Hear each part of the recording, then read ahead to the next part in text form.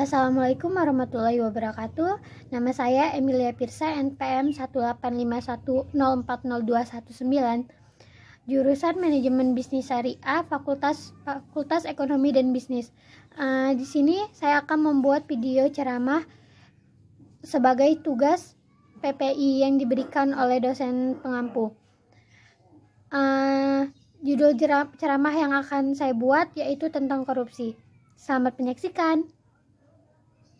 Assalamualaikum warahmatullahi wabarakatuh. Alhamdulillahirabbil alamin, wassalatu wassalam ala syairofil abyar iwal mursalin sayyidina wa maulana Muhammadin wa ala alihi wassabiin ajmain, amma ba'du. Sebagai hamba Allah yang beriman, marilah kita panjatkan puji dan syukur kehadiran Allah Subhanahu wa Ta'ala yang telah memberikan kekuatan, kesehatan lahir dan batin kepada kita semua, sehingga kita dapat berkumpul di tempat ini. Sahabat muslim yang dimuliakan oleh Allah Subhanahu wa Ta'ala, mudah-mudahan hari demi hari Allah memberikan keberkahan bagi bangsa kita. Hari-hari ini tentunya kita sering mendengar ramainya Indonesia dengan berbagai kasus yang utama, yaitu tentang korupsi yang menjadi peringkat teratas di Indonesia. Bagaimana korupsi dalam pandangan Islam? Tentu saja kita melihat dari kacamata Islam, korupsi adalah sesuatu kejahatan yang dosa karena memanfaatkan harta orang lain untuk kepentingan pribadi, seperti yang dilakukan oleh para pencuri. Hukum korupsi sudah jelas, tetapi mengapa orang tidak takut dan selalu melakukan korupsi? Itu karena mereka tidak paham bagaimana dampak panjang dari korupsi yang memasukkan harta haram tersebut yang didapatnya kepada tubuhnya, anak-anaknya, dan kepada saudara-saudaranya. Pada zaman Shallallahu Alaihi Wasallam, ada orang yang meminta kepada Allah, "Ya Rob, ya Rob, ya Rob." Lalu Rasulullah berkata, bagaimana mungkin doanya terkabulkan? Yang diminum adalah haram, dimakan adalah haram, dan dia dibesarkan dari makanan-makanan haram.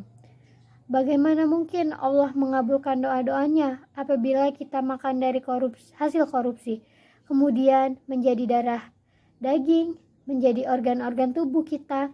Maka doa kita kepada Allah Subhanahu wa Ta'ala tidak akan dikabulkan. Padahal Allah Subhanahu wa Ta'ala senantiasa mengabulkan doa-doa hambanya, tetapi dengan syarat hambanya mengikuti perintah Allah dan beriman kepada Allah.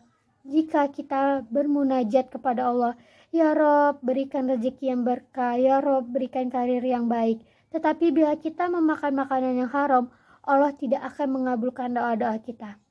Benar dibutuhkan. Dan untuk itu, mari kita tingkatkan rasa takut kepada Allah Subhanahu wa Ta'ala.